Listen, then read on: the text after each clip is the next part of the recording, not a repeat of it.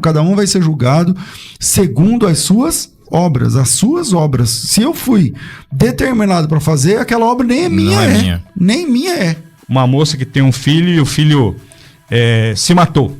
Eu não acredito que nenhum dos dois que estão aqui na mesa vão dizer o seguinte: não, foi porque Deus predeterminou realmente que ele iria se matar. Se Deus é soberano, é Ele quem determina que todas as coisas aconteçam? Sendo assim, Ele seria o culpado por todas as atitudes boas e ruins dos seres humanos? Seja muito bem-vindo, você está na TV Debates. Já aproveita, se inscreve no canal, deixa o seu like e vamos pro vídeo. Agora tem alguém cumprindo um decreto de Deus, ou porque ela está descumprindo a vontade de Deus, se curvando diante de uma imagem, obra que a Bíblia diz que Deus odeia, que Deus abomina.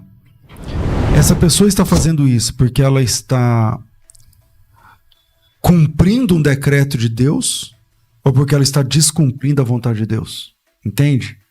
Então, quando você diz que Deus decretou todas as atitudes de todas as pessoas do mundo, você gera um problema muito maior do que a sua teologia. Então a sua teologia acabou de criar um problema que você não tem gerência, que você não tem a mínima condição de mexer nesse imbróglio depois. A pessoa que está, o estuprador de crianças, ele está fazendo isso porque ele está obedecendo Deus, ou porque ele está desobedecendo Deus? Porque o Deus determinista não pode ser desobedecido. O Deus determinista não pode mandar profeta. Porque o que o profeta faz? O profeta chega e fala: pessoal, por que vocês estão fazendo isso? Um Deus que determinou tudo, por que ele está mandando um profeta para falar: e aí pessoal, o que nós combinamos? Não combina. Porque o determinismo, para começo de conversa, é pagão. Não é do cristianismo. Mas acaba sendo importado para o cristianismo a partir, a meu sentir, do supralapsarianismo calvinista, do calvinismo extremado, do hipercalvinismo, do calvinismo supralapsariano. Se tudo que acontece, não é decreto de Deus, mas Deus, se ele não mandar em tudo, ele não manda em nada. E, pessoal, Deus é o dono do sistema, então ele mete o dedo no sistema na hora que ele quer. Tá certo? Deus não é aquela coisa, Sérgio, do pessoal que fica tentando explicar naturalmente milagre. Pessoal, o dia que você conseguir explicar, acabou. Deixou de ser milagre, né? Acabou. Então, se Deus quer mexer dentro do sistema, ele mexe no sistema e acabou. Então, se Deus quer, como dono do sistema, na hora que ele desejar realizar algo, decretar algo que nada vai ser mudado, tudo bem. Mas esta não é a regra. Porque se esta fosse a regra de Deus estar full time fazendo isso, todas as atitudes dos homens seriam as atitudes de Deus. Você não pode chegar alguém e dizer assim: rapaz, você tem que se arrepender. Não, o cara tem que olhar para você e dizer assim: não, Deus vai se arrepender em mim. No tempo dele vai dizer assim: não, eu que conduzi essa pessoa a cometer o pecado, me arrependo de ter conduzido essa pessoa ao pecado e agora ele vai viver em santidade. Isso não é bíblico. Eu não falo nem que é lógico, porque Deus não é lógico. Agora, que existe uma razão pela qual Deus faz isso e decreta coisas e realiza, a gente vê claramente na Bíblia. Agora, se não seguir e achar que tudo é decreto, vai cair nesse paradoxo. O Dr. Helder levantou aqui, deu aqui o fio para a gente puxar sobre isso, trazendo a ideia do determinismo, né? Um Deus que determinou todas as coisas, e aí as pessoas dizem assim: isso é maravilhoso, ele não consegue entender tudo, tal. É verdade, ele não consegue entender tudo mesmo. Mas essa história de que onisciência tem a ver com a determinação de todas as coisas, com os decretos, isso não é onisciência, pessoal. Não. Isso não é um Deus que determinou tudo. Além de não ser onisciência, tudo que ele determinou o compromete. Porque foi ele que determinou aquilo. A pessoa não teve escolha, ela teve que estuprar. Ela não teve escolha, ela teve que roubar. Ela não teve escolha, ela teve que idolatrar. Ela não teve escolha, ela teve que... Porque foi determinada assim, ela foi programada para isso. Então isso não é onisciência. Onisciência não é determinar tudo. Onisciência é saber tudo sobre todos, o tempo todo, qualquer tempo, sem necessariamente ter determinado nada, sem ter relação em nível pessoal com aquilo, porque o julgamento é real.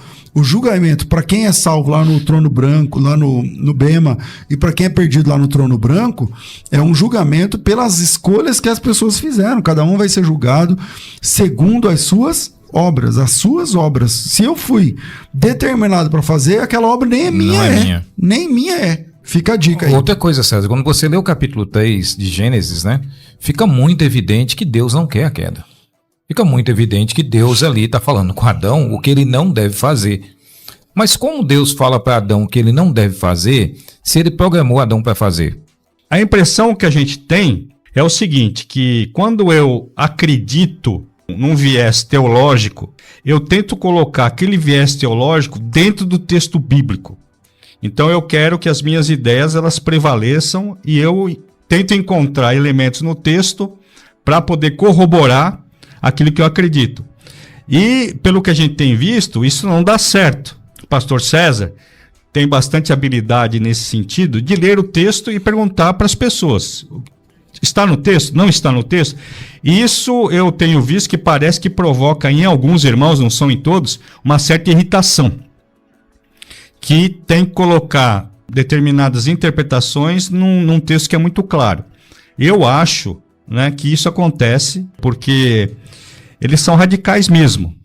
Agora, tem duas questões que a gente sempre deve colocar. Os textos que não favorecem as questões de determinismo, eles reagem muito mal mesmo, né, e tentam colocar outros elementos que não tem no texto para poder justificar.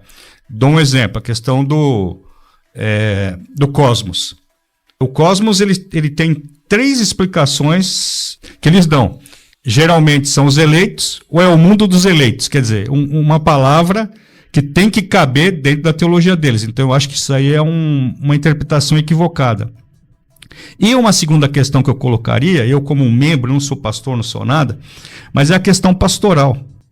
E a questão pastoral, quer dizer, você está pregando o evangelho, sabendo que pessoas ali, você tem certeza que será inútil pregar a palavra para determinadas pessoas no auditório. Eu não posso acreditar que nem o pastor Paulo e o pastor César pensam numa coisa dessa quando estão pregando o evangelho. Não dá. E 2, a questão pastoral. Sei lá, vou pegar um caso hipotético, né, de uma moça que tem um filho e o filho se matou. Eu não acredito que nenhum dos dois que estão aqui na mesa vão dizer o seguinte: não, foi porque Deus predeterminou realmente que ele iria se matar. Então, além de ter um problema teológico, tem um problema pastoral também. É isso aí, meus amigos. Qual a sua opinião sobre este assunto? Deixe o seu comentário aqui abaixo, se inscreve no canal, compartilhe esse conteúdo e até o nosso próximo encontro.